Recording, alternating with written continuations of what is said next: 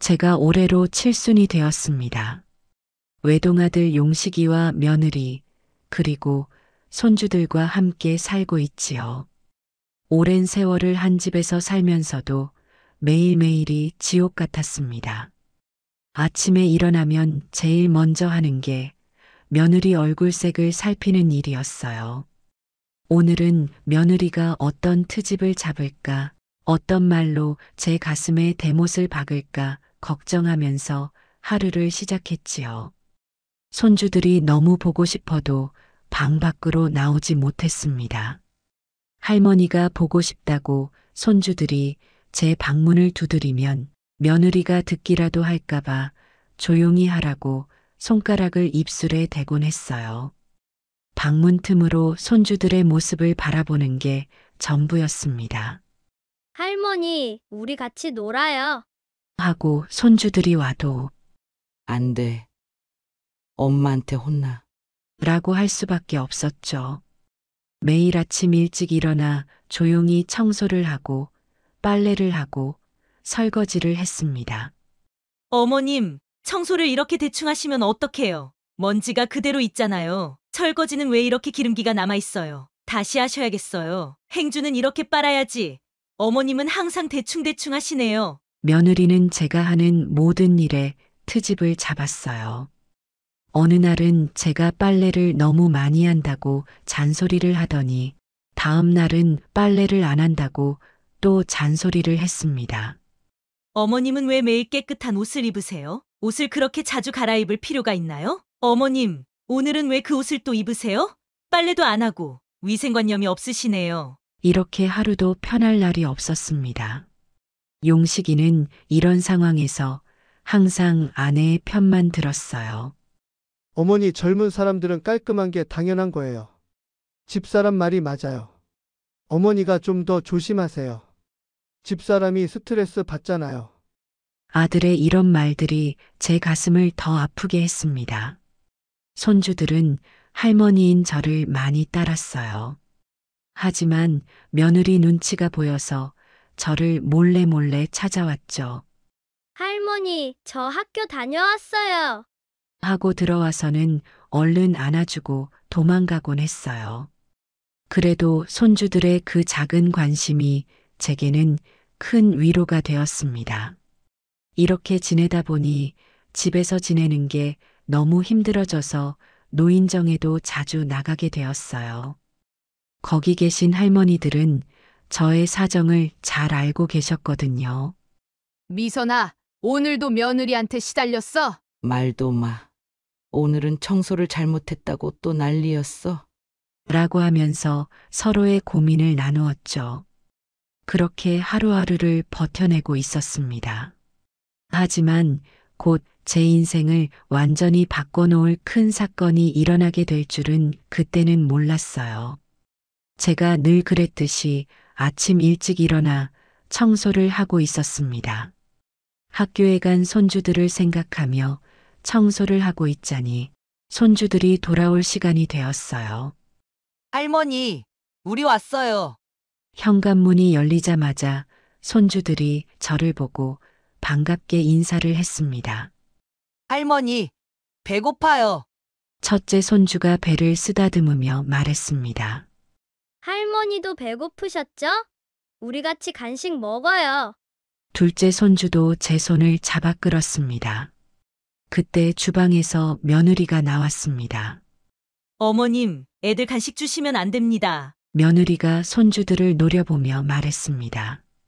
밥 먹을 시간도 얼마 안 남았는데 뭘 자꾸 먹이려고 하세요? 애들이 배고프다는데. 제가 조심스럽게 말을 꺼냈습니다. 어머님은 왜 자꾸 제 교육 방침에 어긋나게 하시는 거예요? 며느리의 목소리가 점점 커졌습니다. 그러다 애들 비만 되면 어떡하실 거예요? 손주들은 겁에 질린 표정으로 저를 바라보았습니다. 저는 방으로 들어가 과자를 꺼냈습니다. 몰래라도 손주들에게 주고 싶었거든요. 주방에서 며느리가 설거지하는 소리가 들렸습니다. 조용히 과자를 들고 손주들 방으로 향했습니다. 얘들아, 이거라도 먹어? 문을 살짝 열고 과자를 건네려는 순간이었습니다. 어머님, 며느리의 날카로운 고함 소리가 들렸습니다. 제가 뭐라고 했습니까? 며느리가 손주들 방 앞까지 성큼성큼 걸어왔습니다. 애들 간식 주지 말라고 했죠. 며느리의 얼굴이 불그락푸르락했습니다. 어머님이 자꾸 이러니까 애들이 말을 안 듣죠. 할머니 때문에 우리 애들 버릇이 다 망가지잖아요. 며느리의 모욕적인 말들이 제 가슴을 후벼 팠습니다. 손주들은 겁에 질려 방 구석으로 숨어버렸습니다. 엄마, 우리 배고파서 그런 건데. 첫째가 조그맣게 말했습니다. 너희들도 할머니 편드는 거야? 며느리가 손주들에게 소리를 질렀습니다. 당장 방에 들어가서 공부해. 손주들은 울면서 방으로 들어갔습니다. 그때 퇴근한 용식이가 현관문을 열었습니다. 며느리가 용식이에게 달려갔습니다. 어머님이 또 애들 간식 주려고 했어요. 내가 몇 번을 말했는데. 용식이는 한숨을 쉬더니 저를 바라보았습니다. 어머니 왜 자꾸 집사람 말을 안 들으세요?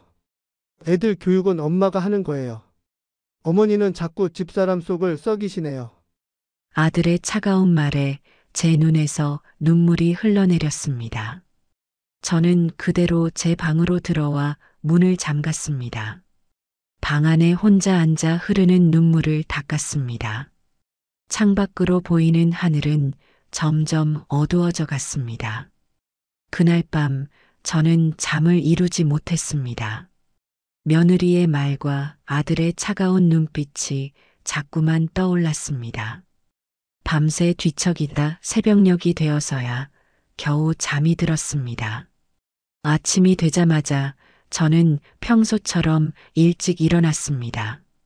잠을 설친 탓에 눈이 퉁퉁 부어 있었지만 빨래를 해야 했습니다. 세탁기 앞에서 옷가지들을 분류하고 있었어요. 손주들의 교복과 운동복이 눈에 띄었습니다. 어제 체육 날이었구나. 운동복을 보며 중얼거렸습니다. 저는 손주들의 옷을 조심스럽게 세탁기에 넣었어요. 제 옷도 몇 벌 있어서 함께 넣었습니다. 세제를 넣고 전원 버튼을 눌렀습니다. 세탁기가 돌아가는 소리를 들으며 커피를 한 잔 마시려고 했습니다. 그때였어요. 며느리가 달려와서는 어머님 정말 이해가 안 되네요. 세상에 이런 분이 있나요? 어떻게 노인네 빨래를 우리 애들 빨래랑 섞을 생각을 하세요? 어머님 옷에서 나는 냄새 못 맡으셨어요? 비린내 나는 옷을 우리 애들 옷이랑 섞어 빨다니 어떻게 이럴 수가 있어요? 노인네가 얼마나 더러운지 아세요? 피부도 늙어서 각질이 얼마나 많이 일어나는데 그런 옷을 우리 애들 옷이랑 섞어서 빨면 어떡해요? 우리 애들은 피부가 열인데 어머님 때문에 온갖 병이 다 걸리면 어쩌자고 그러세요. 내가 매일 애들 빨래 삶아서 할 정도로 조심하는데 어머님은 이렇게 제 노력을 물거품으로 만드시는 거예요. 어머님 나이에 땀도 많이 나고 노폐물도 많은데 그걸 우리 애들 옷이랑 섞어 빨면 어떡해요. 어머님 옷은 소독을 따로 해야 하는데 아니 소독을 해도 안 될 것 같네요. 어머님은 아무 생각이 없으신가 봐요. 그냥 애들 옷이랑 섞어도 되는 줄 아셨나 봐요. 내가 왜 이렇게 조심하면서 애들 키우는지 모르시나 봐요. 어머님 나이 되면 옷에서 노인네 특유의 냄새가 나는 거 모르세요? 그 냄새가 애들 옷에 배면 어떡하려고 그러셨어요. 우리 애들이 학교 가서 창피당하게 노인네 냄새 난다고 애들한테 놀림 받으면 어쩌려고 그러셨어요. 어머님은 정말 우리 애들 생각은 하나도 안 하시나 봐요. 그저 편하게 빨래하시려고 이러시는 거죠? 이제부터는 절대로 애들 옷이랑 섞지 마세요. 알겠어요? 노인네 빨래는 노인네끼리만 하셔야죠. 며느리는 세탁기 전원을 끄고 문을 열었습니다. 젖은 옷들을 하나하나 꺼내기 시작했어요. 며느리는 혀를 차며 옷들을 분리했습니다. 저는 그저 멍하니 서서 그 모습을 바라볼 수밖에 없었습니다. 제 가슴 한구석이 찢어지는 것 같았습니다. 함께 살면서 이렇게 모욕적인 말은 처음 들어보았어요. 마음속으로 중얼거렸지만 아무 말도 할 수 없었습니다. 그날부터 저는 제 빨래를 손빨래하기로 결심했습니다. 세상에서 제일 더럽다는 제 빨래를. 저는 욕실에서 혼자 빨래를 했습니다. 차가운 물에 손을 담그며 눈물이 흘러내렸습니다. 그날 이후로 저는 손빨래를 시작했습니다. 매일 아침 일찍 일어나 욕실에서 조용히 빨래를 했어요. 어머님, 빨래 넣을 때는 애들 옷이랑 멀리 떨어뜨려서 널어요. 며느리가 또 잔소리를 시작했습니다. 베란다 저쪽 구석에다 넣으세요. 어머님 빨래에서 냄새 난다고 애들이 싫어해요. 며느리는 매일 같은 말을 반복했습니다. 추운 겨울날 제 손은 얼음장처럼 차가워졌습니다. 손빨래를 하다 보면 관절염으로 아픈 손가락이 더 욱신거렸어요. 아이고, 내 팔자야. 욕실 바닥에 쪼그려 앉아 빨래를 하면서 한숨이 절로 나왔습니다. 옆집 김할머니가 제 빨래 모습을 보고는 걱정스러운 표정을 지었습니다. 미선아, 왜 이렇게 손빨래를 하고 있어? 며느리가 세탁기에 제 빨래 넣지 말래. 세상에 어떻게 그런 며느리가 다 있담. 김할머니는 혀를 차며 안타까워했습니다. 더운 여름날에는 더 힘들었습니다. 땀을 뻘뻘 흘리며 빨래를 해야 했거든요. 미선아, 이러다 쓰러지겠어. 이웃집 박 할머니가 걱정스러운 목소리로 말했습니다. 괜찮아요. 이제 익숙해졌어. 저는 억지로 미소를 지으며 대답했습니다. 빨래를 넣을 때는 더 조심스러워야 했습니다. 베란다 구석에 작은 빨랫줄을 따로 만들어 놓았어요. 어머님, 제가 아까 널어놓은 애들 체육복 있는 쪽으로 가지 마세요. 며느리는 마치 제가 전염병 환자라도 되는 것처럼 말했습니다. 이웃들은 이런 상황을 보고 많이 안타까워했어요. 저 며느리는 어떻게 시어머니한테 저럴 수가 있지? 요즘 며느리들은 다 저런가? 이웃 아주머니들의 수군거리는 소리가 들렸습니다. 하지만 저는 아무 말도 할 수 없었어요. 말을 하면 할수록 상황이 더 나빠질 것 같았거든요. 비가 오는 날이면 더 곤란했습니다. 빨래를 말릴 곳이 마땅치 않았거든요. 어머님, 실내에 빨래 널지 마세요. 애들 감기 걸리겠어요. 며느리의 잔소리는 계속되었습니다. 저는 결국 제 방 안에 작은 건조대를 들여놓았어요. 좁은 방이 더 좁아졌지만 다른 방법이 없었습니다. 어머님 방에서 키키한 냄새 나요. 며느리는 제 방을 지나칠 때마다 코를 막았습니다. 빨래 냄새 때문에 집 안 전체가 냄새 나요. 저는 창문을 활짝 열어놓고 지냈습니다. 한겨울에도 창문을 열어놓은 채로 잤어요. 미선아, 감기 걸리겠다. 이웃들이 걱정했습니다. 하지만 며느리의 잔소리를 피하려면 이것밖에 방법이 없었어요. 이렇게 지내다 보니 제 건강이 점점 나빠졌습니다. 손목은 물론이고 어깨까지 아파왔어요. 밤이면 관절염 때문에 잠을 이루기 힘들었습니다. 하지만 아픈 내색도 할 수 없었어요.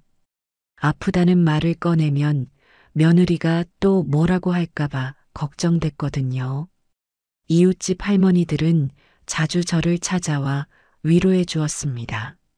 미선아, 너무 참지 말고 아들한테라도 말해봐. 그래, 이러다 몸살 나겠어. 하지만 저는 그저 웃으며 괜찮다고만 했습니다. 아들에게 말해봤자 달라질 게 없다는 걸 알고 있었거든요. 그렇게 계절이 바뀌고 또 바뀌었습니다. 저는 매일 아침 똑같은 일상을 반복했어요. 제 생일날이었습니다. 아침부터 이웃들이 하나둘 찾아오기 시작했어요. 미선아, 생일 축하해. 김할머니가 제일 먼저 오셨습니다. 작은 선물 꾸러미를 들고 계셨어요. 아이고, 뭘 이런 걸 다. 제가 말하기도 전에 며느리가 현관으로 나왔습니다. 어머님, 손님들은 방에서 조용히 맞이하세요. 며느리의 차가운 목소리가 들렸습니다. 애들이 공부하는데 시끄러우면 안 되잖아요. 저는 고개를 숙이며 김할머니를 제 방으로 안내했습니다. 어휴, 저 며느리 진짜. 김할머니가 한숨을 쉬었습니다. 곧이어 박할머니도 오셨어요. 미선아, 생신 축하해. 케이크도 사왔어. 박할머니의 손에는 작은 케이크 상자가 들려 있었습니다. 아니, 케이크는 안 됩니다. 며느리가 얼른 박할머니의 손을 막았습니다. 우리 애들 설탕 먹이면 안 돼서요. 아니, 생일날 케이크도 못 먹나?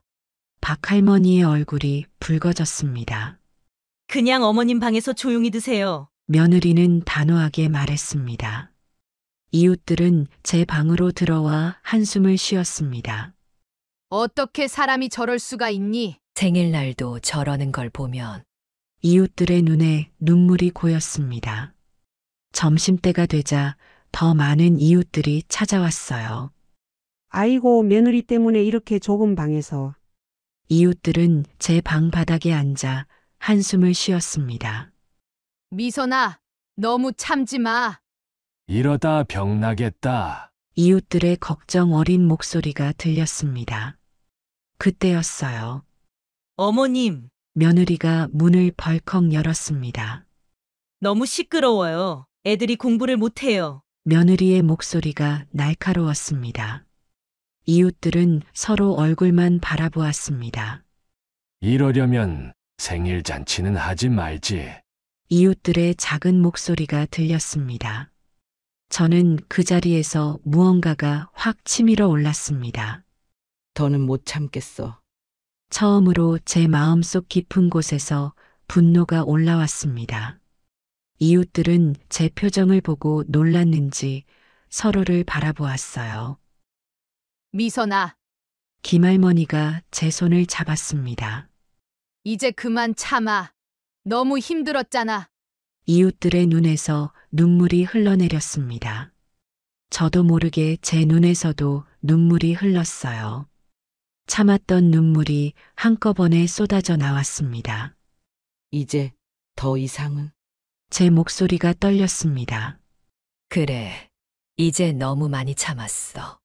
이웃들이 저를 위로했습니다. 그날 밤 저는 오랜만에 편하게 잠들 수 있었어요. 더 이상 이렇게 살지 않겠다고 마음먹었거든요. 이제는 제가 행복해질 차례라고 생각했습니다. 며느리의 눈치를 보며 사는 건 이제 그만이라고 결심했어요. 내일이면 제 인생이 달라질 거라는 걸 믿었습니다. 다음 날 아침 일찍 저는 전화기를 들었습니다. 고물상 번호를 찾아 전화를 걸었어요. 여보세요. 고물상입니까? 제 목소리가 평소보다 힘이 있었습니다. 네, 무슨 일로 전화하셨나요? 세탁기를 가져가 주실 수 있나요? 지금 바로 가능하신가요? 제가 단호하게 물었습니다. 네, 30분 안에 가겠습니다. 고물상 아저씨가 답했습니다. 저는 거실로 나갔습니다. 며느리는 아직 자고 있었어요. 세탁기 앞에서 잠시 서성였습니다. 그동안 이 세탁기로 인해 얼마나 많은 상처를 받았는지 30분이 채 되지 않아 초인종이 울렸습니다. 안녕하세요. 고물상입니다. 현관문을 열자 아저씨가 들어왔습니다. 이쪽입니다. 제가 세탁기를 가리켰어요. 그때였습니다. 어머님, 무슨 일이세요? 며느리가 방에서 나왔습니다. 세탁기는 왜요? 며느리의 눈이 커졌습니다. 저는 고개를 들어 며느리를 똑바로 쳐다봤어요. 이제부터 너도 손빨래 해? 제 목소리가 떨리지 않았습니다. 네. 지금 뭐라고 하시는? 내가 그동안 어떻게 빨래했는지 너도 한번 해봐. 며느리의 얼굴이 하얗게 변했습니다. 어머님, 농담하시는 거죠? 농담. 아니야. 제가 고물상 아저씨를 향해 고개를 끄덕였습니다. 가져가세요. 잠깐만요. 이러시면 안 돼요. 며느리가 고물상 아저씨 앞을 막아섰습니다. 어떻게 세탁기를 그냥 가져가? 왜? 내가 산 세탁기인데 내 맘대로 하면 안 돼? 너는 내 빨래가 더럽다며? 노인네 빨래는 더럽다고 하지 않았어? 그래서 나는 손빨래 했잖아. 이제 너도 손빨래 해봐. 며느리의 입이 벌어졌습니다. 그때 아들 용식이가 방에서 나왔어요. 어머니 이게 무슨...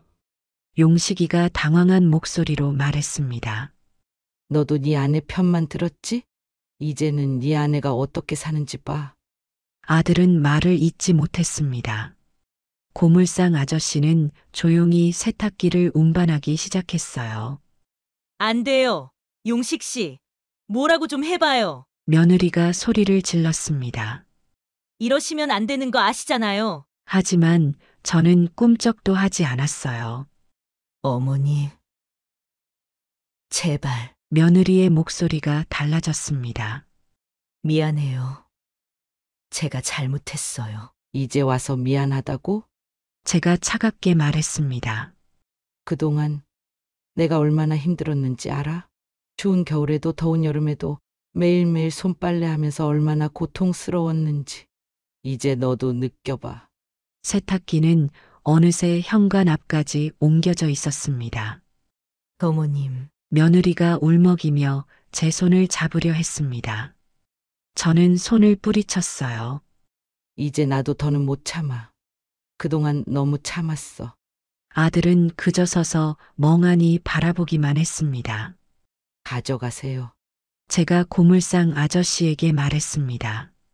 세탁기는 그렇게 사라졌어요. 이제 어떡하죠? 며느리가 주저앉아 울었습니다. 손빨래 하면 되지. 나처럼. 저는 담담하게 말했습니다. 내가 할 수 있는 걸 너도 못할 건 없잖아? 그리고는 제 방으로 들어왔습니다. 문을 닫는 순간 제 입가에 작은 미소가 번졌어요. 이제야 후련했습니다. 아침이 밝았습니다. 저는 평소처럼 일찍 일어나 제 빨래를 시작했어요. 욕실 한쪽에서 빨래를 하고 있는데 며느리가 들어왔습니다. 어머님. 며느리의 목소리가 전과는 달리 조심스러웠습니다. 나가서 해. 제가 차갑게 말했어요. 내가 먼저 시작했으니까. 며느리는 빨래감을 안은 채 물러났습니다. 저는 여유롭게 제 빨래를 했어요. 전과 달리 서두르지 않았습니다. 이제는 며느리의 눈치를 볼 필요가 없었거든요. 빨래를 다 하고 나오니 며느리가 빨래감 앞에서 한숨을 쉬고 있었습니다. 손주들의 교복과 운동복이 산더미처럼 쌓여 있었어요. 어떡하지? 며느리의 작은 중얼거림이 들렸습니다. 저는 모른 척 지나쳤어요. 그동안 제가 겪었던 일들이 떠올랐습니다. 며느리는 힘겹게 빨래를 시작했어요. 손주들의 하얀 교복이 제일 먼저였습니다. 아이고. 손이 아파. 며느리가 앓는 소리가 들렸습니다. 저는 베란다에서 제 빨래를 널면서 그 모습을 지켜보았어요. 운동복은 어떻게 빨지? 며느리가 중얼거렸습니다. 땀이 밴 운동복을 들여다보며 한숨을 쉬었어요. 전에는 세탁기에 돌리기만 하면 됐는데 이제는 하나하나 손으로 빨아야 했습니다. 어머님. 며느리가 저를 올려다보았어요. 하지만 전 모른 척했습니다. 점심시간이 다가왔는데도 며느리의 빨래는 끝나지 않았어요. 애들 교복을 어떡하지? 내일 입어야 하는데. 며느리의 손이 빨개져 있었습니다. 저는 그런 며느리를 보면서 예전 제 모습이 떠올랐어요. 똑같이 힘들어하고 똑같이 한숨 쉬었던. 하지만 그때는 아무도 제 고통을 몰라주지 않았습니다. 오후가 되어서야 며느리의 빨래가 끝났어요. 그때 손주들이 학교에서 돌아왔습니다. 엄마, 내일 체육 있는데 운동복 빨았어.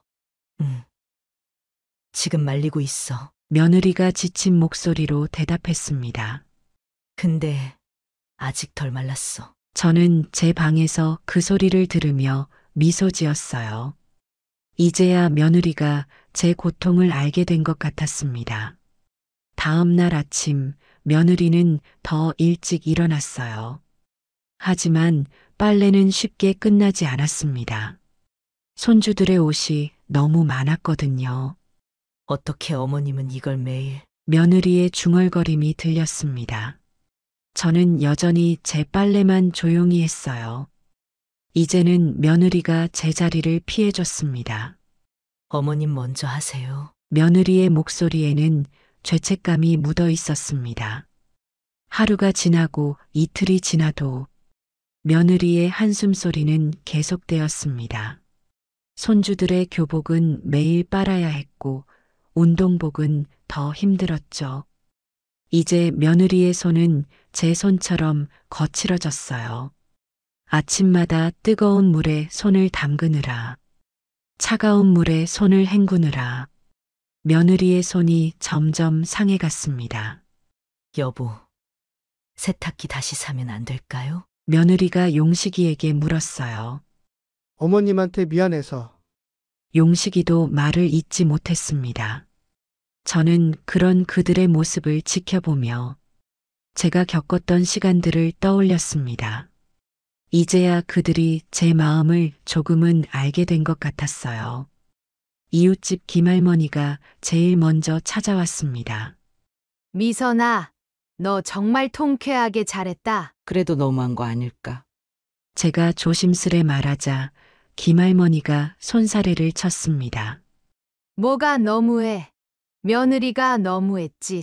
그동안 얼마나 너를 구박했나. 곧이어 박할머니도 오셨어요. 미선아, 요새 며느리가 빨래하느라 바쁘다며? 박할머니의 얼굴에 웃음이 가득했습니다. 매일 아침 보면 손이 벌겋게 부어서 힘들어 하더라고. 이웃들 사이에서 이 이야기가 퍼져나갔어요. 시어머니 구박한 며느리한테 그만한 벌이 없지. 이제 며느리도 시어머니 마음을 알겠어. 노인정에서도 이 이야기가 화제가 되었습니다. 우리도 미선이처럼 했어야 했는데. 이제라도 따라 해볼까? 며느리들한테 구박받는 할머니들이 하나둘 저를 찾아왔어요. 어떻게 그런 용기를 낼 수 있었어요? 이제는 며느리가 어떻게 구는데요? 저는 그저 웃으며 대답했습니다. 이제 좀 달라졌어요. 내 마음을 조금은 알 것 같대요. 한 달이 지났습니다. 아침부터 비가 내렸어요. 저는 창밖을 바라보며 한숨을 쉬었습니다. 오늘은 빨래 말리기가 힘들겠네. 그때 제 방문을 노크하는 소리가 들렸습니다. 어머님, 며느리의 조심스러운 목소리였어요. 들어오렴. 제가 말했습니다. 며느리가 고개를 숙인 채 들어왔어요. 손은 여전히 빨갛게 부어 있었습니다. 어머님, 저 죄송합니다. 며느리의 목소리가 떨렸어요. 그동안 제가 며느리의 눈에서 눈물이 흘러내렸습니다. 어머님이 얼마나 힘드셨을지 이제 알겠어요. 며느리가 제 앞에 무릎을 꿇었습니다. 매일 아침 이렇게 손빨래 하시면서 그런데도 저는 어머님을 더럽다고. 며느리의 어깨가 흔들렸어요. 일어나서 이야기하자. 제가 며느리의 팔을 잡아 일으켰습니다. 저는 정말 이기적이었어요. 어머님 마음은 생각하지도 않고 제 편한 대로만 생각했어요. 며느리는 계속해서 눈물을 흘렸습니다. 세탁기가 있을 때는 몰랐어요. 이렇게 힘든 줄, 손이 얼마나 아픈지, 어깨는 얼마나 결리는지. 저는 조용히 며느리의 이야기를 들었어요. 어머님은 이렇게 매일 제가 너무 죄송해요. 며느리의 진심 어린 사과가 느껴졌습니다. 이제 알았으면 됐다. 제가 며느리의 손을 잡았어요. 어머님, 앞으로는 달라질게요. 절대로 어머님 마음 아프게 하지 않을게요. 며느리가 제 손을 꼭 잡았습니다. 어머님 옷도 같이 빨게 해주세요. 더는 따로 빨지 마세요. 제발요. 저는 고개를 끄덕였어요. 새 세탁기는 내가 살게. 제가 말했습니다. 아니에요, 어머님. 제가 살게요. 며느리가 얼른 말했습니다. 제가 잘못한 거니까. 같이 사자. 제가 제안했어요. 어머님, 며느리가 다시 울음을 터뜨렸습니다. 이번에는 제가 며느리를 안아주었어요. 이제 다 지나갔어. 제가 며느리의 등을 토닥였습니다. 그날 저녁 우리는 다 함께 새 세탁기를 보러 갔어요. 한 달 만에 처음으로 가족이 함께 외출한 거였습니다. 이제 우리 함께 써요, 어머님. 며느리가 말했습니다. 그래. 함께 쓰자. 저는 미소를 지었어요. 새 세탁기가 들어온 날이었습니다. 배달원이 설치를 마치고 돌아가자마자 며느리가 저를 찾아왔어요. 어머님, 빨래 있으시면 제가 해드릴게요. 며느리의 목소리가 상냥했습니다. 이제 우리 빨래 같이 해요. 며느리는 제 방으로 들어와 빨래를 챙기기 시작했습니다. 이렇게 구석에 놓지 마시고 이제는 세탁기에 넣어서 깨끗하게 빨아요. 저는 며느리의 달라진 모습에 놀랄 수밖에 없었어요. 할머니, 손주들이 제 방으로 뛰어들어왔습니다. 이제 할머니랑 많이 놀아도 돼요? 며느리가 손주들의 머리를 쓰다듬었어요. 그래, 할머니랑 많이 놀아. 그동안 미안했어. 손주들은 제 품에 안겨 울었습니다. 할머니가 보고 싶었어요. 근데 엄마가 안 된다고 해서. 저도 손주들을 꼭 안아주었어요. 이제 괜찮아. 할머니랑 실컷 놀자. 그날 저녁 아들 용식이가 퇴근하고 돌아왔습니다. 어머니, 용식이는 제 앞에 무릎을 꿇었어요. 죄송합니다. 그동안 어머니 마음도 몰라주고 아내 편만 들고. 용식이의 눈에서 눈물이 흘렀습니다. 이제 일어나렴. 제가 말했어요. 어머니께 큰 절이라도 올리게 해주세요. 용식이가 바닥에 엎드렸습니다. 어머니 그동안 불효자식이었습니다. 저는 아들의 등을 토닥였어요. 알았으니까. 이제 일어나. 그날부터 우리 집의 분위기가 완전히 달라졌습니다. 아침이면 며느리가 제일 먼저 제 방을 찾아왔어요. 어머님, 일어나셨어요? 아침 드셨어요? 며느리는 매일 제 안부를 물었습니다. 빨래도 항상 함께 했어요. 어머님 옷이랑 같이 돌릴게요. 세탁기가 커서 다 들어가요. 이제는 제 빨래를 더럽다고 하지 않았습니다. 오히려 정성스럽게 빨래를 하고 개어주었어요. 손주들도 자유롭게 제 방을 드나들었습니다. 할머니, 우리 간식 먹어요. 할머니랑 TV도 보고 싶어요. 이제는 며느리가 말리지 않았어요. 오히려 간식을 더 사다 주었습니다. 어머님, 애들이랑 많이 놀아주세요. 제가 너무 못되게 굴었죠. 며느리는 자주 미안하다고 했습니다. 아들도 달라졌어요. 퇴근하면 제일 먼저 제 방에 들렀습니다. 어머니 오늘은 편하셨어요. 뭐 필요한 거 없으세요? 이제는 제가 불편한 게 있을까 걱정했어요. 저는 이런 변화가 꿈만 같았습니다. 세탁기 하나로 이렇게 달라질 줄은 몰랐어요. 하지만 이게 다 필요한 일이었나 봅니다.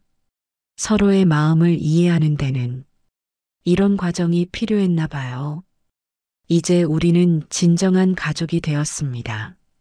제 이야기는 순식간에 동네에 퍼져나갔습니다. 노인정에 가면 할머니들이 저를 보고 연신 엄지손가락을 치켜 세웠습니다. 미선이처럼 현명한 사람이 또 있을까? 김할머니의 칭찬에 저는 그저 웃을 수밖에 없었습니다. 다른 할머니들도 하나둘 제게 조언을 구하러 오셨는데 대부분 며느리 때문에 고민이 많으셨어요.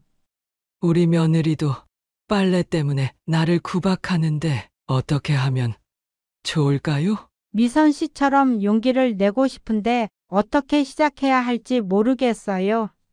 저는 각자의 상황에 맞는 해결책을 찾아보라고 조언해 드렸습니다. 옆 동네 박 할머니는 제 이야기를 듣고 며느리와 대화를 시도했다고 합니다. 처음에는 어색했지만 차근차근 서로의 마음을 이해하게 되었다고 하더군요. 미선 씨 덕분에 이제 우리 집도 달라졌어요. 박할머니의 얼굴에는 행복한 미소가 가득했습니다. 우리 며느리는 이제 친구들을 만나면 저를 자랑한다고 해요. 우리 어머님은 정말 현명하신 분이에요. 이런 말을 하고 다닌다는 걸 이웃들에게 전해 들었습니다. 노인정에서는 제 이야기가 전설이 되어 자주 회자된다고 합니다. 시어머니의 현명한 복수라면서 이야기가 전해진다고 하더군요. 손주들과의 생활도 완전히 달라졌습니다. 아침이면 손주들이 제 방으로 달려와 안아달라고 하고 학교 가기 전에 꼭 인사를 합니다. 방과 후에도 가방을 내려놓기가 무섭게 제 방으로 달려와 그날 있었던 일들을 이야기해요. 이제는 손주들이 간식을 먹고 싶을 때마다 자유롭게 찾아옵니다. 며느리는 오히려 제게 손주들과 더 많은 시간을 보내달라고 부탁합니다. 어머님이 계셔서 정말 다행이에요. 이런 말을 자주 하는 며느리를 보면 가슴이 따뜻해집니다. 저녁 식사 시간은 이제 우리 가족의 가장 행복한 시간이 되었습니다. 식탁에 둘러앉아 그날 있었던 일들을 나누며 함께 웃고 이야기하는 시간이 너무나 소중합니다. 손주들은 학교에서 있었던 재미있는 일들을 신나게 들려주고 며느리는 제가 좋아하는 반찬을 특별히 더 만들어줍니다. 퇴근길에 들른 아들이 사온 과일을 함께 나눠 먹으며 우리는 진정한 가족의 의미를 되새깁니다. 이제 우리 집에는 웃음소리가 끊이지 않습니다. 예전에 차갑고 서먹했던 분위기는 온데간데 없고 따뜻하고 화목한 가정이 되었어요. 세탁기 하나가 바꿔놓은 우리 가족의 이야기는 이제 많은 사람들에게 희망이 되고 있습니다. 가끔 그때를 생각하면 제가 잘한 선택이었다는 생각이 듭니다. 단순히 복수를 하는 것이 아니라 서로를 이해하고 배려하는 계기가 되었으니까요. 이제 우리 가족은 진정으로 하나가 되었습니다. 저는 매일 밤 감사한 마음으로 잠이 듭니다. 어느덧 1년이라는 시간이 흘렀습니다. 제 생일날 며느리는 아침 일찍부터 준비를 시작했습니다. 어머님, 오늘은 제가 특별히 미역국을 끓였어요. 아침부터 솥에서는 구수한 미역국 냄새가 가득했습니다. 며느리는 케이크도 직접 만들었다고 하더군요. 이웃들도 하나둘 찾아왔습니다. 미선아, 이제는 정말 행복해 보인다. 김할머니가 제 손을 잡고 기뻐했습니다. 손주들은 며칠 전부터 무언가를 열심히 준비했다고 합니다. 할머니, 우리가 편지 썼어요. 첫째가 예쁜 편지 봉투를 내밀었습니다. 사랑하는 우리 할머니께. 할머니가 우리 할머니여서 너무 행복해요.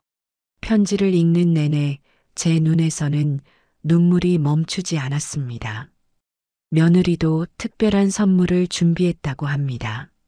어머님, 이제부터 매주 우리 함께 여행 다니면 좋겠어요. 며느리는 제 건강을 위해 여행 계획을 세웠다고 하더군요. 이제는 며느리와 함께 장을 보러 다닙니다. 어머님이 고르신 채소가 더 싱싱해요. 며느리는 제 안목을 신뢰한다고 말합니다. 김장철이 되면 우리는 함께 김치를 담급니다. 어머님의 비법이 담긴 김치가 최고예요. 며느리는 이제 제게 요리를 배우겠다고 합니다. 가끔 옛날 일을 이야기하면 며느리는 먼저 미안하다고 말합니다. 어머님, 그때 제가 너무 어리석었죠? 세탁기 하나로 시작된 변화가 이렇게 클 줄은 몰랐습니다. 아들도 이제는 매주 주말이면 저를 데리고 외출합니다. 어머니 이제는 제가 효도하게 해주세요. 이런 변화들이 때로는 꿈만 같습니다. 한 해가 지나면서 우리 가족은 더욱 끈끈해졌습니다. 며느리는 이제 제 딸같이 편해졌고 저는 며느리의 어머니가 되었습니다. 함께 시장을 다니면서 이것저것 구경하는 재미도 생겼어요. 어머님, 이거 한번 드셔보세요. 며느리는 늘 제가 좋아할 만한 것들을 찾아다닙니다. 김장을 할 때면 옛날 이야기로 웃음꽃이 피어납니다. 어머님, 그때 제가 정말 이상했죠? 며느리는 과거를 회상하며 스스로를 반성합니다. 저는 그런 며느리가 대견하고 고맙습니다. 세월이 약이라고 했지만 우리에게는 세탁기가 약이었나 봅니다. 이제는 서로를 진심으로 이해하고 배려하는 관계가 되었으니까요. 며느리와 저는 이제 진정한 모녀가 되었습니다. 가끔 베란다에 빨래를 널면서 지난 시간을 떠올립니다. 햇살 속에 나부끼는 하얀 빨래처럼 이제는 제 마음도 깨끗하고 포근해졌어요. 세탁기 하나가 바꿔놓은 우리의 인연이 이렇게 따뜻한 결말을 맺을 줄은 몰랐습니다. 차가웠던 겨울이 지나고 봄이 오듯 우리 가족에게도 따뜻한 봄이 찾아왔네요. 며느리의 웃음소리, 손주들의 제잘거림, 아들의 다정한 목소리가 저의 일상이 되었습니다. 이제는 세탁기 소리가 들려올 때마다 감사한 마음이 듭니다. 때론 고통도 필요한 것이었나 봅니다. 서로의 마음을 이해하는 데는 시간과 아픔이 필요했던 거겠죠. 이제는 알겠습니다.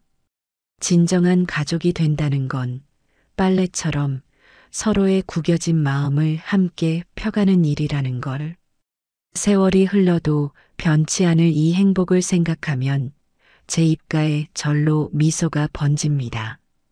우리 가족의 이야기가 누군가에게 작은 희망이 되었다면 좋겠습니다. 때로는 용기 있는 한 걸음이 우리 삶을 이렇게 아름답게 바꿔놓을 수 있다는 걸 전하고 싶어요. 이제 저는 매일 감사한 마음으로 눈을 뜹니다. 창밖으로 보이는 맑은 하늘처럼 우리 가족의 미래도 언제나 맑고 화창하기를 바라면서요. 안녕하세요. 저는 박영래입니다. 올해로 74세가 되었어요. 경기도의 작은 전원주택에서 혼자 사는 중이랍니다. 이 집에 산 지도 벌써 10년이 넘었네요. 처음에는 남편과 함께 노후를 보내려고 이사 왔는데 5년 전에 남편이 갑자기 세상을 떠나고 말았어요. 그때 생각하면 아직도 가슴이 아파요. 남편이 떠난 후 아들 영태와 딸 영지가 저를 모시고 살겠다고 했어요. 두 아이 모두 서울에서 살고 있거든요. 영태는 회사원이고 영지는 학교 선생님이에요. 둘 다 결혼해서 아이들도 있죠. 손주들 얼굴 보면서 살면 좋겠다고 생각하기도 했어요. 하지만 곰곰이 생각해보니 그러고 싶지 않더라고요. 왜 그랬냐고요? 글쎄요, 여러 가지 이유가 있었어요. 우선 이 집에 대한 애착이 컸죠. 남편과의 추억이 가득한 곳이에요. 그리고 솔직히 말해서 자식들 눈치 보며 사는 게 싫었어요. 제가 좀 고집이세요. 내 방식대로 살고 싶었던 거죠. 그래서 자식들에게 난 여기서 살 거야. 걱정하지 마. 라고 말했어요. 처음에는 자식들이 못마땅해 했죠. 특히 영지가 많이 섭섭해했어요. 엄마, 외롭지 않으세요? 하고 물었죠. 저는 웃으면서 대답했어요. 외로움은 마음가짐이야. 나는 괜찮아. 사실 그때는 저도 확신이 없었어요. 정말 혼자 잘 살 수 있을까? 불안하기도 했죠. 하지만 제 선택을 믿기로 했어요. 내 인생은 내가 책임져야 한다고 생각했거든요. 남편 떠나고 혼자서 살기 시작한 지 얼마 안 됐을 때는 정말 힘들었어요. 텅 빈 집에서 혼자 밥을 먹는 게 너무 쓸쓸하더라고요. TV 소리를 크게 틀어놓고 지냈죠. 누군가와 대화하는 것 같은 착각을 하면서요. 하지만 시간이 지날수록 혼자 사는 것에 적응되기 시작했어요. 오히려 이런 생활이 편하다는 걸 깨달았죠. 아침에 눈을 뜨면 서두를 필요가 없어요.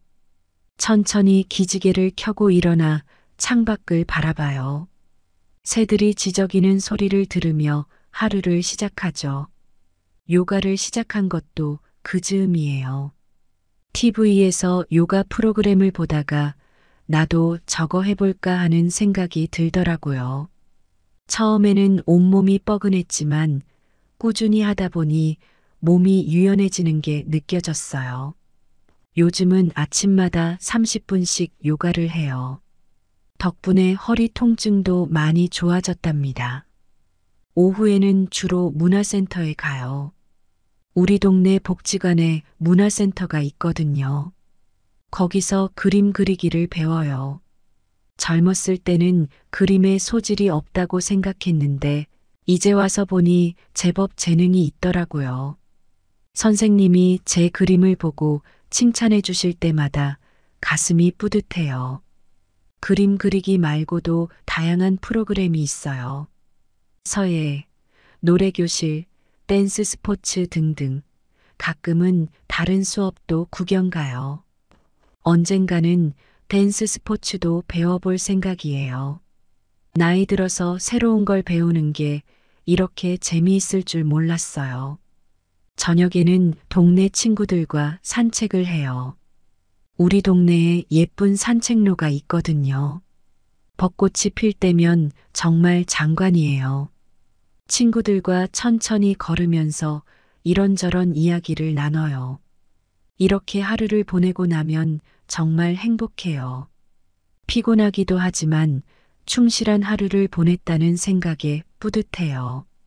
잠들기 전에 일기를 쓰는데 매일 감사한 일들이 가득해요. 처음에는 걱정도 많이 했지만 지금은 제 선택이 옳았다고 확신해요. 혼자서 살면서 오히려 더 활기차게 살고 있거든요. 우리 동네에는 저처럼 혼자 사는 할머니들도 있고 자식들과 함께 사는 분들도 있어요. 어느 날 노인정에서 이야기를 나누다 보니 자식들과 함께 사는 분들의 고충을 듣게 됐어요. 특히 김신자 할머니의 이야기가 가슴 아프더라고요. 그 이야기를 들으며 저는 깊은 생각에 잠겼어요. 김신자 할머니는 아들 내외와 함께 살고 계세요. 처음에는 정말 좋았대요. 아들이 어머니, 우리랑 같이 살아요. 편하게 해드릴게요. 라고 했을 때 얼마나 기뻤는지 몰라요. 할머니의 눈에서 반짝이던 기대감이 아직도 생생해요. 하지만 현실은 그 기대와는 많이 달랐나 봐요. 시간이 지날수록 할머니의 표정에서 그 기쁨이 사라지는 걸 볼 수 있었어요. 영래 씨, 나 정말 힘들어요. 김할머니가 깊은 한숨을 내쉬며 말씀하셨어요. 그 한숨 속에 얼마나 많은 아픔이 담겨 있는지 느낄 수 있었어요. 며느리랑 매일 싸워요. 처음엔 잘 지냈는데 요즘은 하루도 편할 날이 없어요. 할머니의 목소리에서 절망감이 묻어났어요. 김할머니 말씀으로는 며느리가 처음엔 정말 친절했대요. 시어머니 방도 예쁘게 꾸며주고 맛있는 것도 자주 해드리고 그때를 회상하시는 할머니의 눈빛이 잠시 밝아졌다가 이내 어두워졌어요. 하지만 시간이 지나면서 그 관계가 조금씩 변하기 시작했죠. 마치 꽃이 시들어가는 것처럼 서서히, 하지만 확실하게 변해갔대요. 밥 먹을 때가 제일 힘들어요. 김할머니가 눈물을 글썽이며 말씀하셨어요. 그 눈물이 얼마나 짠맛일지 상상이 됐어요. 며느리가 해주는 음식이 입에 안 맞아요. 싱겁기도 하고. 근데 그걸 말도 못해요. 한 번은 좀 짜게 해주면 안 되냐고 말했다가 큰일 났어요. 며느리가 어머니가 직접 하세요. 라고 화를 내더라고요. 할머니의 떨리는 목소리를 들으며 저는 그 순간의 긴장감과 두려움을 생생하게 느낄 수 있었어요. 그 뒤로 김할머니는 음식 얘기를 꺼내기가 무서워지셨대요. 입맛에 안 맞아도 그냥 드신다고 해요. 가끔 몰래 간장을 떨어뜨려 드시다가 며느리한테 들켜서 또 한바탕 싸웠대요. 어머니 지금 뭐 하시는 거예요? 제가 한 반찬 맛 없어요? 참 별꼴이야. 그 이야기를 들으며 저는 할머니의 마음이 얼마나 아프고 서러웠을지 깊이 공감했어요.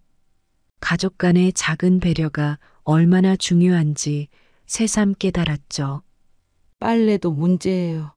김할머니가 계속 말씀하셨어요. 할머니의 한숨 소리가 점점 더 깊어지는 것 같았어요. 내 옷을 다른 빨래랑 같이 세탁기에 넣고 돌려요. 그러다 보니 색이 바래고 한 번은 내가 아끼는 옷이 망가졌어요. 며느리한테 말했더니 제가 해주는 걸 감사하셔야죠. 라고 하더라고요. 그 말을 들으며 저는 할머니의 소중한 추억이 담긴 옷이 망가진 걸 상상하니 가슴이 아팠어요. 때로는 작은 물건 하나에 우리의 소중한 기억이 담겨 있는데 그걸 이해받지 못하는 할머니의 마음이 얼마나 서럽고 외로웠을까요? 김할머니 얘기를 들으니 정말 마음이 아팠어요. 가족인데 왜 그렇게 서로를 이해하지 못하는 걸까요? 서로 사랑하는 마음으로 시작했을 텐데 어째서 이렇게 서로를 아프게 하는 걸까요?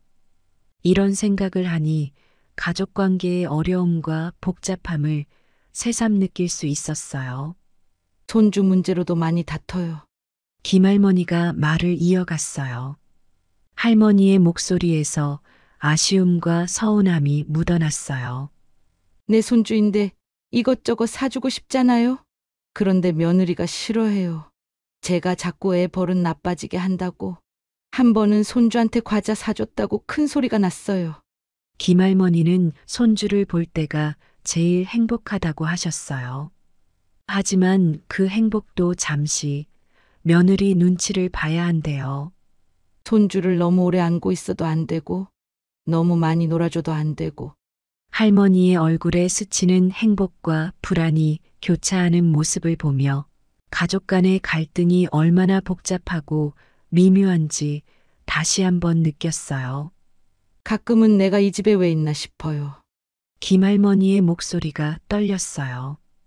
그 떨림에서 할머니의 깊은 고독과 상실감이 전해져 왔어요. 아들은 바쁘다고 집에 잘 안 들어와요. 며느리랑 단둘이 있을 때가 제일 무서워요. 방에서 나오기가 겁나요. 그 말을 들으며 저는 할머니가 느끼는 두려움과 외로움을 생생하게 느낄 수 있었어요. 가족과 함께 살면서도 이렇게 고립감을 느낄 수 있다는 사실이 너무나 안타까웠죠. 김할머니는 요즘 우울증 약을 드신대요. 밤에 잠도 잘 안 오고 식욕도 없어졌대요. 가족과 함께 살면서도 이렇게 힘든 시간을 보내고 계신다는 사실에 마음이 무거워졌어요. 가족이라는 이름으로 함께 살지만 오히려 그 안에서 더 큰 외로움과 고통을 겪을 수 있다는 현실이 너무나 슬펐어요. 영래 씨, 나 어떡하면 좋을까요? 김할머니가 제 손을 꼭 잡으며 물으셨어요. 할머니의 손이 차갑고 떨리는 걸 느낄 수 있었어요. 다시 혼자서 살까 봐요. 근데 그러면 아들이 섭섭해할 것 같고 이러지도 저러지도 못하겠어요. 그 말씀을 들으며 저는 할머니의 깊은 고민과 갈등을 느낄 수 있었어요. 가족과 함께 살면서 겪는 어려움과 혼자서 살 때의 외로움 사이에서 갈등하는 할머니의 마음이 제 마음에도 깊은 울림을 주었어요. 저는 김할머니께 조심스럽게 조언을 드렸어요. 아들과 며느리와 진솔하게 대화를 나눠보라고요. 서로의 입장을 이해하고 타협점을 찾아보라고 말씀드렸죠. 그리고 혹시 정 힘들면 따로 사는 것도 고려해보라고 조언했어요. 이 조언을 들으면서도 제 마음이 무거웠어요. 쉽지 않은 선택이라는 걸 알고 있었거든요. 김할머니는 제 말을 들으시고 한참을 생각하시더니 고개를 끄덕이셨어요. 그래요. 한번 대화를 해봐야겠어요. 이대로는 안 되겠어요. 할머니의 목소리에서 작은 희망과 결심이 느껴졌어요. 김신자 할머니의 이야기를 듣고 나니 다른 분들의 이야기도 궁금해졌어요. 그때 정미경 할머니가 조용히 입을 여셨죠. 정미경 할머니는 72세로 딸 가족과 함께 살고 계세요.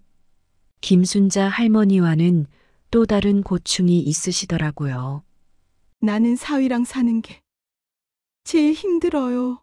정 할머니가 깊은 한숨을 내쉬며 말씀하셨어요. 딸은 좋은데 사위가 참 어려워요. 정 할머니 말씀으로는 사위가 겉으로는 친절한 척하지만 은근히 할머니를 무시한대요. 특히 집안일에 대해 할머니의 의견을 전혀 듣지 않는다고 해요. 얼마 전에 있었던 일이에요. 정 할머니가 떨리는 목소리로 말씀하셨어요. 내가 평생 아끼던 장롱이 있었어요. 시집 올 때 가져온 거였죠. 근데 어느 날 집에 왔더니 그 장롱이 없어진 거예요. 알고 보니 사위가 새 가구를 사면서 할머니 장롱을 버렸대요. 할머니에게는 아무 말도 없이요. 정 할머니가 이야기를 꺼냈더니 사위가 낡은 걸 왜 두세요? 새 거 들여놨잖아요. 라고 대답했대요. 내 마음도 모르고. 정 할머니의 눈에 눈물이 고였어요. 그 장롱에 얼마나 많은 추억이 있었는데. 그뿐만이 아니었어요. 정 할머니는 손주들 교육 문제로도 많이 속상해 하셨어요. 내가 옛날 선생님이었거든요. 정 할머니가 말씀하셨어요. 그래서 손주들 공부도 좀 봐주고 싶은데 사위가 절대 안 된대요. 요즘 교육이랑 옛날이랑 다르다면서요. 한 번은 정 할머니가 손주에게 한자를 가르쳐 주려고 했대요. 그런데 사위가 알고는 대노했다고 해요. 쓸데없는 걸 왜 가르치세요? 요즘 누가 한자를 써요? 라고 말했대요. 내 지식과 경험이 쓸모없다고 하니 너무 서러워요. 정 할머니가 흐느끼며 말씀하셨어요. 나도 이 나이까지 살아오면서 배운 게 있는데. 식사 시간도 정 할머니에겐 큰 스트레스래요. 사위가 할머니가 좋아하는 음식은 거의 해주지 않는데요. 옛날 음식이라고 건강에 안 좋다고 해요. 나물 같은 건 아예 상에 올리지도 않아요. 게다가 정 할머니는 방 문제로도 많이 힘들어 하셨어요. 우리 집이 좀 작아요. 정 할머니가 설명하셨어요. 그러다 보니 내 방이 따로 없어요. 거실 한쪽에 있는 작은 공간이 내 자리예요. 프라이버시가 전혀 없대요. 텔레비전을 보고 싶어도 사위가 보는 프로그램만 봐야 하고 전화를 받으려 해도 눈치가 보인대요. 가끔은 화장실에 가서 울 때도 있어요. 정 할머니가 속삭이듯 말씀하셨어요. 그나마 거기가 제일 편해요. 아무도 안 들어오니까. 정 할머니는 딸에게 이런 고충을 털어놓은 적이 있대요. 하지만 딸은 어머니, 사위가 그래도 어머니를 위해 많이 노력하고 있어요. 조금만 참으세요. 라고 말했대요. 내 딸의 가정이 행복해야 하니까 저라고 이렇게 살고 싶었겠어요? 사위가 사업에 실패해서 제 연금은 모두 빚 갚느라 빠져요. 정할머니가 한숨을 쉬셨어요. 그래서 그냥 참고 살아요. 근데 가끔은 정말 숨이 막혀요. 정할머니 이야기를 듣고 있자니 역시 자식과 함께 산다고 해서 다 행복한 건 아니구나 하는 생각이 들었어요. 영래 씨, 당신은 정말 현명한 선택을 했어요. 정할머니가 제 손을 잡으며 말씀하셨어요. 혼자 사는 게 때론 외롭겠지만 그래도 당신의 공간에서 마음 편히 살 수 있잖아요. 정할머니의 말씀을 듣고 저는 깊이 공감했어요. 하지만 동시에 정할머니를 어떻게 도와드릴 수 있을지 고민되더라고요. 할머니, 혹시 사위와 직접 대화를 나눠보신 적은 있으세요? 제가 조심스럽게 여쭤봤어요. 정할머니는 고개를 저으셨어요. 아니요, 못했어요. 사위 앞에서는 자꾸 주눅이 들어서, 그리고 뭐라고 하면 딸이 또 섭섭해할까봐. 저는 정할머니께 용기를 내서 가족들과 대화를 나눠보라고 조언드렸어요. 특히 딸에게 솔직하게 자신의 감정을 표현해 보라고요. 그리고 필요하다면 가족 상담을 받아보는 것도 좋을 것 같다고 말씀드렸죠. 그게 쉽지 않을 것 같아요. 정할머니가 망설이며 말씀하셨어요. 근데 이대로는 안 되겠어요. 한번 해볼게요. 그 이야기를 들으면서 제가 혼자 사는 걸 정말 잘했다고 생각했어요. 김할머니의 고충을 들으니 제 선택이 얼마나 옳았는지 다시 한번 확신하게 됐죠. 물론 저도 처음에는 혼자 사는 게 쉽지만은 않았어요. 가끔은 외로움이 밀려올 때도 있고 누군가와 대화하고 싶을 때도 있었죠. 하지만 시간이 지나면서 혼자 사는 삶의 장점을 점점 더 많이 발견하게 됐어요.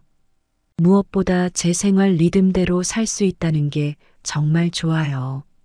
아침에 일어나는 시간부터 잠자리에 드는 시간까지 모든 것을 제 마음대로 결정할 수 있어요. 누구의 눈치도 볼 필요 없이 오롯이 제 삶에 집중할 수 있다는 게 얼마나 큰 축복인지 몰라요. 물론 가끔은 외로울 때도 있어요. 특히 저녁에 혼자 있을 때면 가족들 생각이 나기도 해요. 하지만 그럴 때마다 저만의 방법으로 극복해요.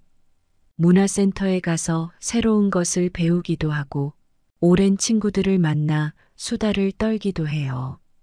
그러다 보면 어느새 외로움은 사라지고 오히려 혼자만의 시간이 더 소중하게 느껴져요.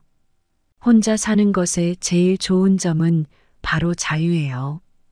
TV를 보고 싶을 때 마음껏 볼 수 있고 책을 읽고 싶을 때 아무 때나 읽을 수 있어요. 밥을 먹고 싶을 때 먹고 자고 싶을 때 자요. 이런 자유로움이 제 삶의 질을 크게 높여주더라고요. 또 하나 좋은 점은 집 안 분위기를 제 마음대로 꾸밀 수 있다는 거예요.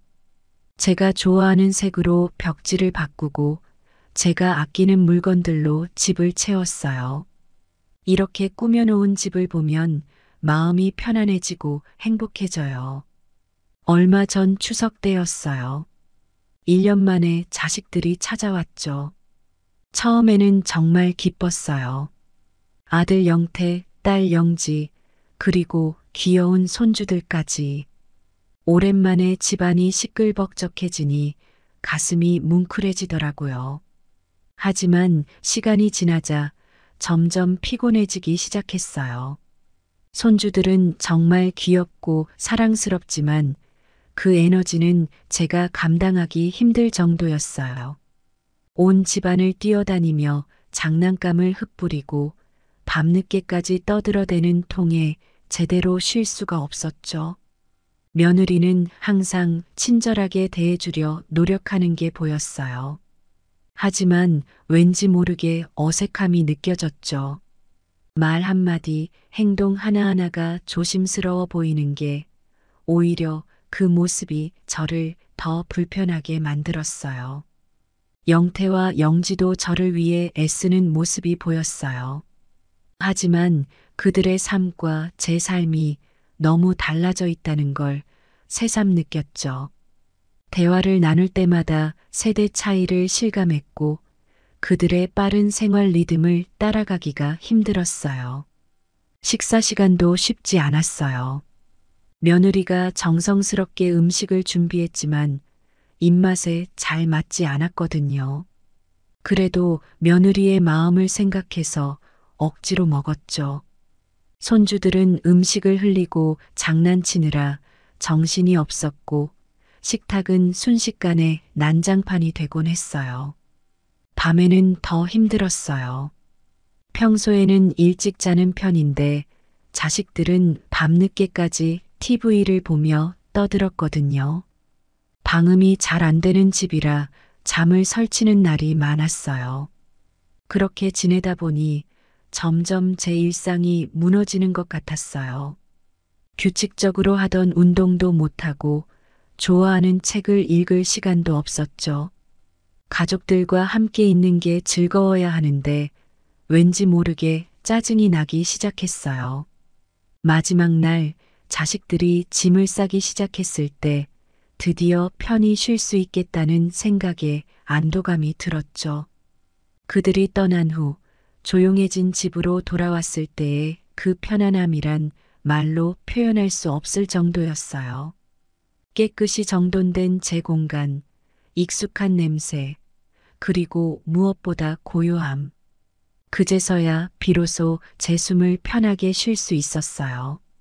그날 밤 저는 오랜만에 편안한 잠을 잤어요. 다음 날 아침 일어나자마자 느낀 그 상쾌함은 정말 오래간만이었죠. 아무도 없는 조용한 집에서 여유롭게 아침을 준비하고 좋아하는 음악을 들으며 차를 마셨어요. 그때 문득 깨달았죠.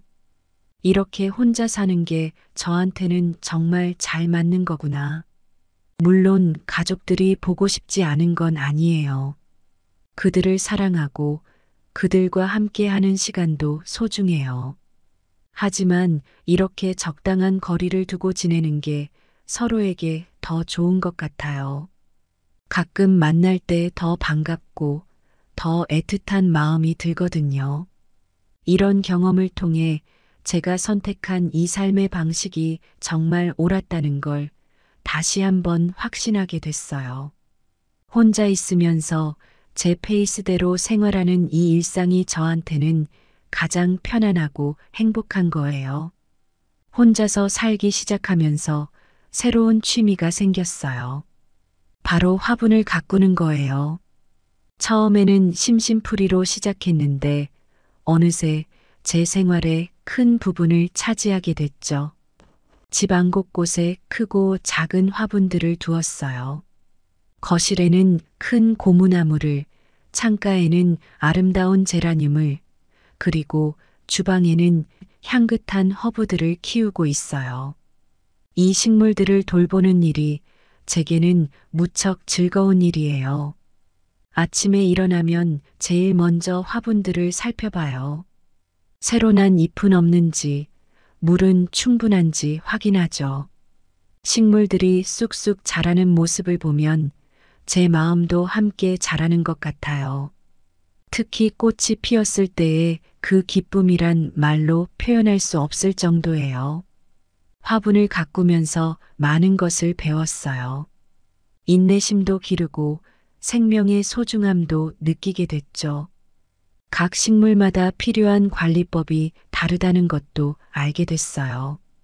어떤 식물은 물을 자주 줘야 하고 어떤 식물은 그늘을 좋아하고 이런 걸 배우면서 사람도 각자 다른 방식으로 보살펴야 한다는 걸 깨달았어요.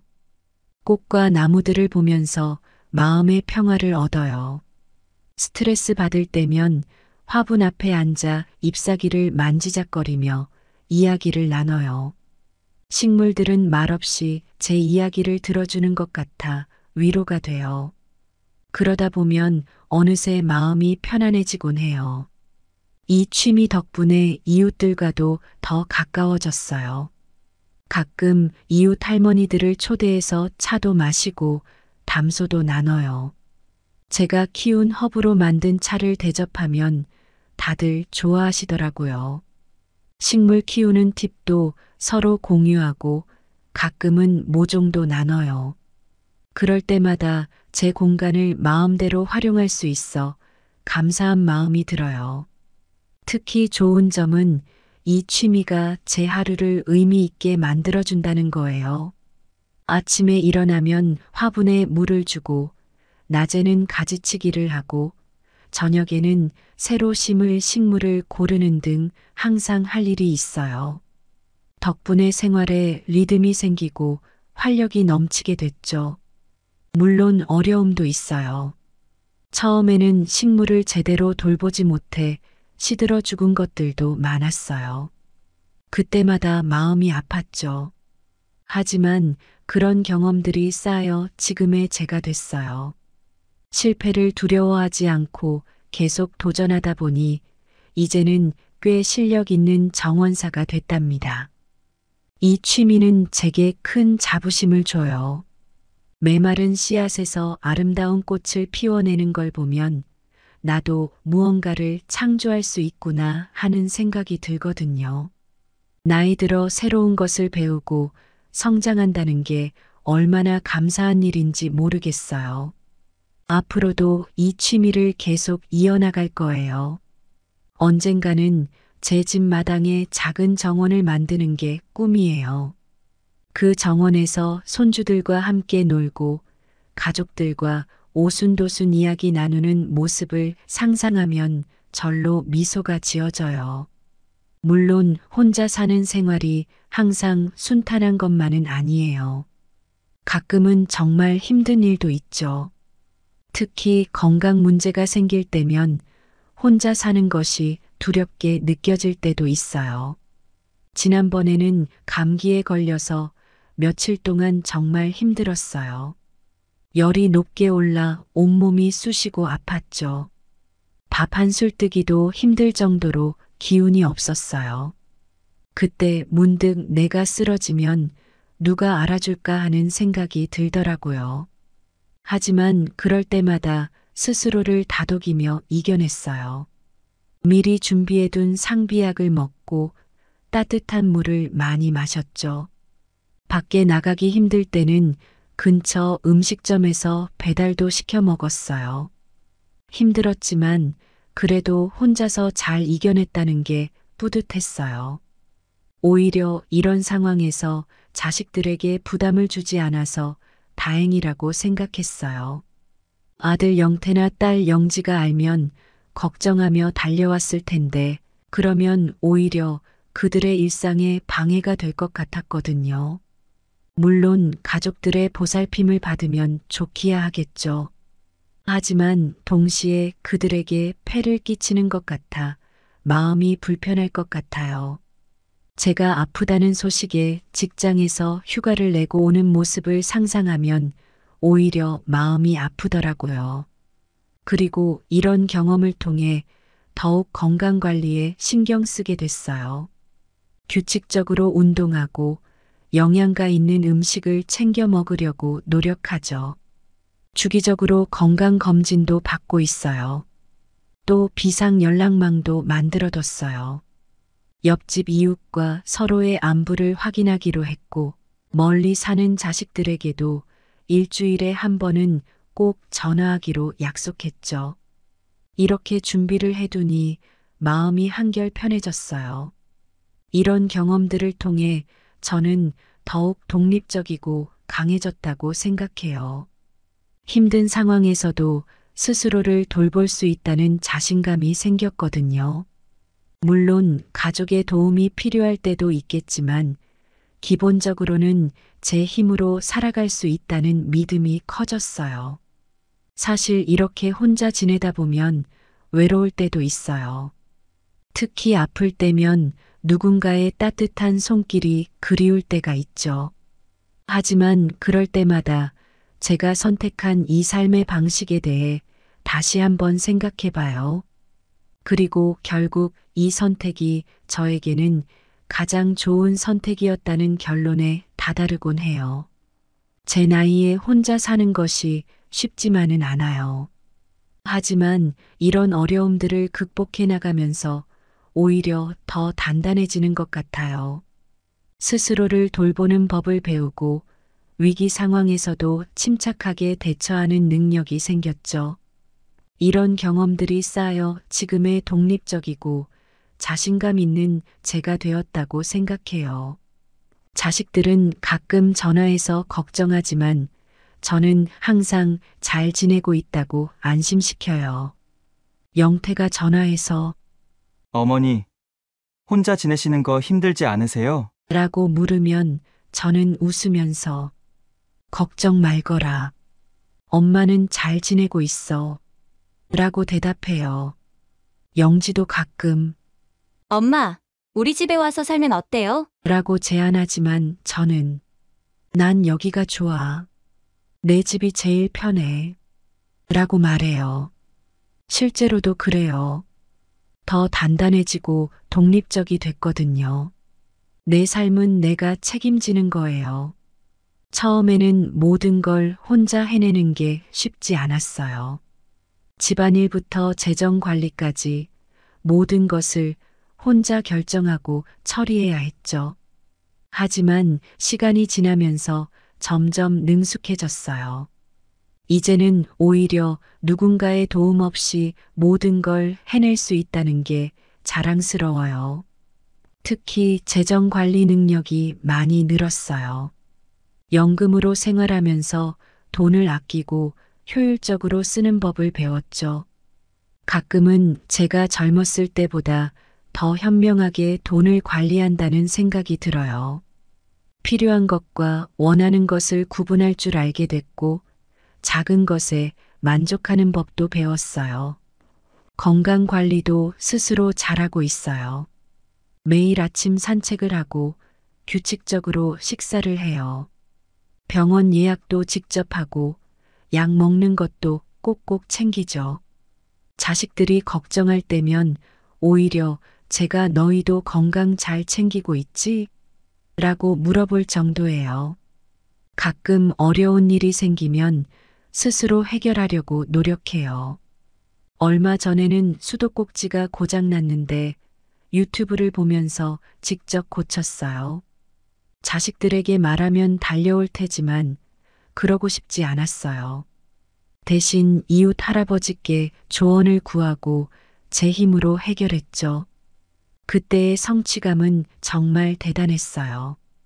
이렇게 혼자서 살면서 제 능력을 믿게 됐어요. 나이가 들었다고 해서 무능해지는 게 아니라는 걸 깨달았죠. 오히려 더 지혜롭고 강해졌다고 느껴요. 이제는 어떤 상황이 와도 잘 대처할 수 있을 거라는 자신감이 생겼어요. 물론 자식들과의 관계가 나빠진 건 아니에요. 오히려 더 좋아졌죠. 서로의 공간과 생활을 존중하면서 가끔 만나니까 더 반갑고 좋아요. 명절에 잠깐 보면 서로 그리워하면서 헤어지게 되죠. 예전에는 자주 만나야 한다는 부담감이 있었어요. 하지만 지금은 서로의 생활 리듬을 이해하고 존중하게 됐죠. 영태가 출장이 많아서 자주 못 온다고 해도 이해해요. 영지가 아이들 학원 때문에 바쁘다고 해도 괜찮아요. 대신에 만날 때는 정말 소중한 시간을 보내요. 가끔 영태네 집에 놀러 가면 며느리가 정성스럽게 밥을 해줘요. 손주들과 이야기를 나누며 즐거운 시간을 보내죠. 하지만 2-3일 정도 지나면 집에 가고 싶어져요. 그럴 때 영태가 어머니, 더 계시다 가세요. 라고 해도 저는 아니야, 엄마 집이 좋아. 라고 말해요. 그러면 영태도 이해해주죠. 영지와는 한 달에 한 번씩 점심을 먹어요. 서로의 근황을 나누고 고민도 털어놓죠.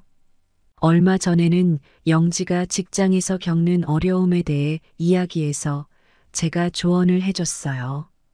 경험에서 우러나온 제 말을 영지가 귀담아 들어주는 모습을 보니 뿌듯했어요. 명절 때는 다 같이 모여요. 그때만큼은 제가 자식들 집에 가서 며칠 지내죠. 손주들과 떡도 만들고 영지와 음식도 준비하고 정말 행복한 시간을 보내요. 하지만 명절이 끝나고 집에 돌아올 때면 또 다른 의미의 행복을 느껴요. 가족과의 소중한 추억도 생기고 내 보금자리로 돌아오는 기쁨도 느낄 수 있으니까요. 이렇게 적당한 거리를 두니 서로를 더 이해하게 된 것 같아요. 자식들도 제 선택을 존중해주고 저도 그들의 삶을 인정하게 됐죠. 가끔 전화해서 서로의 안부를 묻고 중요한 일이 있으면 함께 의논해요. 이런 관계가 오히려 우리 가족을 더 끈끈하게 만들어준 것 같아요. 저는 이제 제 선택을 한 번도 후회한 적이 없어요. 지금 저는 제 삶의 주인공이 된 것 같아요. 매일 아침 일어나면 오늘 하루를 어떻게 보낼지 설레는 마음으로 계획해요. 이렇게 자유롭게 살 수 있다는 게 얼마나 감사한지 몰라요. 아침에 눈을 뜨면 제일 먼저 창밖을 봐요. 날씨가 좋으면 공원으로 산책을 가고 비가 오면 집에서 요가를 해요. 아침 식사는 제가 좋아하는 대로 준비해요. 가끔은 오래전 어머니께 배운 레시피로 된장찌개를 끓이기도 하고 때로는 간단하게 시리얼만 먹기도 해요. 오전에는 주로 집안일을 해요. 빨래를 돌리고 청소를 하면서 좋아하는 음악을 들어요. 일하면서 노래를 흥얼거리다 보면 어느새 집안이 반짝반짝해져요. 점심 식사 후에는 주로 바깥 활동을 해요. 문화센터에 가서 그림을 그리거나 도서관에 가서 책을 읽어요. 가끔은 오래된 친구들과 만나 수다를 떨기도 하고요. 저녁에는 주로 TV를 보거나 책을 읽어요. 요즘은 손뜨개질에 빠져서 밤늦게까지 앉아 있을 때도 있어요. 누가 뭐라고 하는 사람도 없이 제가 하고 싶은 대로 시간을 보낼 수 있다는 게 정말 행복해요. 주말이면 더 특별한 계획을 세워요. 가끔은 혼자 기차를 타고 근교 여행을 가기도 해요. 조용한 시골 마을을 걸으며 자연을 만끽하는 시간이 참 좋아요. 또 박물관이나 미술관에 가서 문화생활을 즐기기도 하고요. 이렇게 자유롭게 살 수 있다는 게 얼마나 감사한지 몰라요. 누군가의 눈치를 보지 않고 제가 원하는 대로 살아갈 수 있다는 게 정말 행복해요. 물론 가끔은 외롭고 힘들 때도 있지만 그 순간들조차도 제 삶의 일부라고 생각하며 감사하게 받아들이려고 해요. 앞으로도 저는 이렇게 살 거예요. 건강이 허락하는 한 혼자서도 잘 살아갈 수 있어요. 자식들에게 부담 주지 않고 제 삶을 즐기면서요. 여러분도 각자의 선택을 두려워하지 마세요. 나이 들어서도 행복하게 살 수 있는 방법은 많답니다. 건강 관리에 더욱 신경 쓸 거예요. 규칙적인 운동과 건강한 식단으로 몸을 잘 돌볼 거예요. 또 정기적으로 건강검진도 받을 거고요. 혹시 몸이 아프더라도 최대한 제 힘으로 이겨내려고 노력할 거예요. 물론 정말 힘든 상황이 오면 자식들에게 도움을 요청할 수 있다는 것도 알고 있어요. 배움의 즐거움도 계속 이어갈 거예요. 나이가 들었다고 해서 새로운 것을 배우는 걸 두려워하지 않을 거예요. 앞으로도 이 삶의 방식을 유지하면서 더욱 풍요롭고 의미 있는 노년을 보내고 싶어요. 제 이야기가 여러분에게 조금이나마 위로와 용기가 되었으면 좋겠어요. 여러분도 각자의 행복을 찾으세요. 그게 혼자 사는 것이든 누군가와 함께 사는 것이든 말이에요.